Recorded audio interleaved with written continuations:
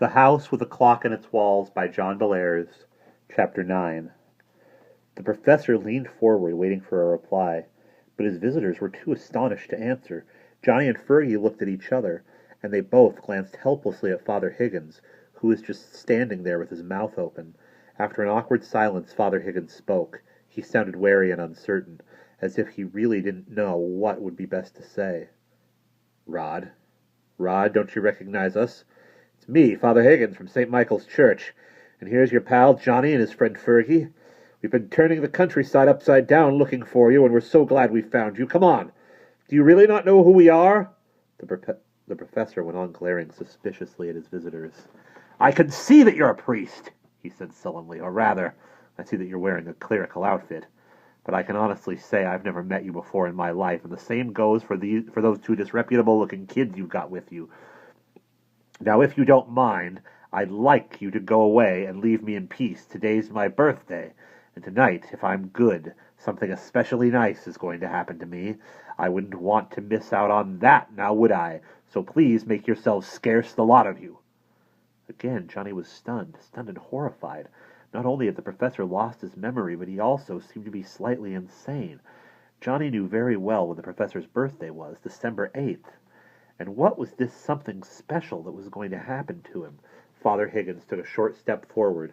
He clenched and unclenched his fists, and he looked grim and threatening. But when he spoke, his voice was gentle and kind. "Sir, is it possible that you're really not good old Rod Childermass? I mean, we may have come to the wrong house by mistake, in which case I beg your pardon, but you looked so much like Rod Childermass that, well, would you mind telling us your name?" The professor seemed a bit taken aback by this question.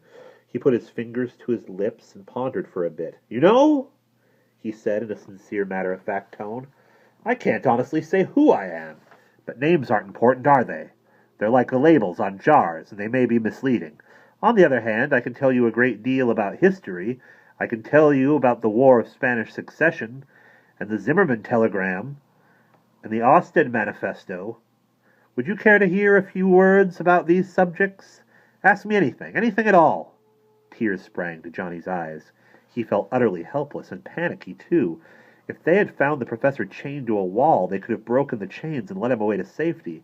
But in the state he was in, it would be hard to get him to go away with them peacefully. Johnny threw a quick glance at Father Higgins, who loomed up in the doorway, big and strong. Every muscle in the priest's body seemed tense, and a wild thought leaped into Johnny's head. Would Father Higgins try to take the professor away by force? In his mind's eye, Johnny saw the priest swooping down on the little man and throwing him over his shoulder like a sack of potatoes. Johnny waited, and it seemed as if Father Higgins were gathering himself for a leap. But then he relaxed, stepped back, and turned to the boys. "Come on, kids," he said softly, turning and putting his hand on Johnny's shoulder. "It's clear that this gentleman wants to be left alone. Let's clear out." Reluctantly, Johnny and Fergie let Father Higgins push them out of the chapel door in front of him. When they were all outside, the priest gripped the iron ring on the door and pulled it shut. He squinted grouchily at the falling rain, and then turned to the boys. "Gentlemen," he said in a confidential tone, "we have got a problem on our hands. Something has clearly happened to the prof. Maybe he hit his head, or maybe some kind of evil sorcery is at work. At any rate, he won't budge. What the dickens do you think we ought to do?" Fergie said what Johnny was thinking. "I think he ought to go in there and put a half Nelson on him and drag him away. I mean, he's out of his jug, and that is just about the only way you're going to get him to come, Father. Anyways, you're bigger than he is, and I don't think he'd give you too much of a fight." Father Higgins rubbed his chin and pondered. You may be right, Byron. On the other hand, the prof is tougher than he looks. He works out with dumbbells, and he walks several miles a day. I could pin him down, but it'd be a real job dragging him away. He told me once he learned to fight dirty in his college wrestling classes. And if he remembers any of his nasty little tricks, well, you might have a crippled priest on your hands and no professor. And anyway, I don't feel right about hitting him. He's my friend, out of his mind or not. "So what are we going to do?" asked Fergie irritably. "Do we just stand around out here and twiddle our thumbs while we wait for the prof to get his marbles back? That seems kind of dumb to me." "Yes, dumb it would be," muttered Father Higgins. "However, I have a plan in mind. Do you remember that bottle of brandy I had you buy? Well, why don't you two wait here and make sure that our friend doesn't wander away, and I'll scoot back to the boat and get the brandy. It's Hennessy, 5-star, and if he still has any of his old taste buds left, he'll love it. And once I've managed to pour enough of the old sauce into him, it ought, to be a fairly simple matter to get our old pal into the boat and out of this miserable place. What do you say, guys? Sound like a good plan?" Fergie and Johnny nodded in agreement. Quickly, the priest went barreling down the little cemetery road and vaulted over the turnstile with surprising agility. Then his bulky form was swallowed up by the dark, rainy night. Fergie stood solemnly watching him go, his arms folded. "Boy, I sure hope he's right," he said with feeling. Johnny turned to him, alarmed. "Why'd you say that, Fergie? I mean, what do you think could happen?" Fergie shrugged gloomily. "I don't know, but this is all getting to be a pretty weird business, and I keep thinking that anything is liable to happen. There's that run-in you had down behind the library, for instance, and here's the prof sitting in there not knowing who he is, and there's that skull you said came back and showed up in your pocket after you threw it away. So like I said, I get the feeling that the mullygrubs might come out and get us any second now." Fergie laughed nervously. He shivered in the drizzle and buttoned the top button of his leather jacket. "By the way," he went on, "what was all that about it being the prof's birthday? It isn't, is it?" Johnny shook his head. "Nope, it sure isn't. I don't know what he said that for, but what worries me is he acts like he's waiting for something to happen. Whatever it is, I sure hope it doesn't happen till we get him away from here." Fergie glanced at the closed chapel door. "I hope we can get him away, period," he said, and bit his lip nervously.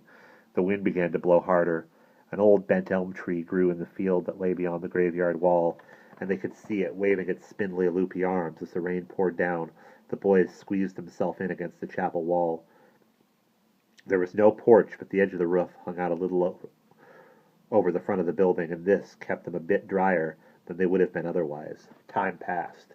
Every now and then Johnny would glance to his right, at the pool of lamplight that lay on the gravel outside the open window. There was no glass on the window, so he could hear the professor stirring around inside. He heard him sniffle and cough and get up and shuffle around. Then the professor went back and sat in the rocker, which creaked noisily as he moved to and fro. Johnny wanted very much to hammer on the door and demand the professor let them in, but somehow it seemed wiser to stay outside, even though the rain was giving him and Fergie a good soaking. If the professor's mind was unbalanced, Johnny didn't want to do anything that would push him over the edge into total screaming madness. Better to wait for Father Higgins to show up with his bottle of Hennessy 5-star. But the minutes ticked on, and Father Higgins did not come back. Johnny switched on his flashlight and peered at his watch, which said 9:05. He wasn't sure when the priest had left, but it seemed like it was an hour ago. Johnny was soaked to the skin, and his sprained ankle burned like fury, and on top of everything else, the chill had gotten into his bones. When he opened his mouth to speak, he found that his teeth were chattering. "Fergie," he stammered, "where do you think Father Higgins has gone to?" "You got me. He's had enough time to go back to Dunstan Heights by now. I'm worried, John, baby. I think one of us ought to go down to the boat and check up. You want to do it?" Johnny grimaced and shook his head. "I better not. I sprained my ankle real bad when we were running across that field out there, and it's all swelled up now. I think I might faint if I tried to run." Fergie looked at him in astonishment. "Great! Oh, just great! I thought you said you were okay after you stepped in that hole. Why didn't you tell us about this before, for God's sake?" "I didn't want you guys